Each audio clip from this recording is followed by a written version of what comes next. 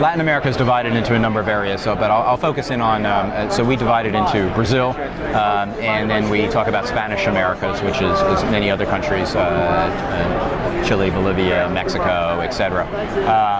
In Brazil, which is where we see the most transactions, they are ahead of, in fact, the U.S. in terms of smartphone commerce, and have been because of the smartphone trends down there.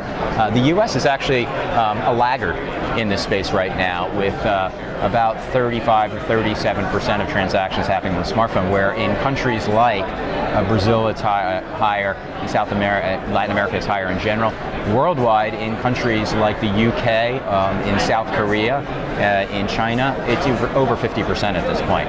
So we're actually behind the curve in terms of global trends, maybe a little bit slightly below the average, and those trends are just continuing to go up. So definitely regional differences depending on smartphone penetration. I was going to ask about that with the is it just smartphone penetration, or is it also like the infrastructure? Like, I know there's some countries like, for instance, here, sure, India or Nigeria, that are smartphone first because they don't have all these, they're not wired. Yes, exactly, and that's the and also Wi-Fi speed, etc.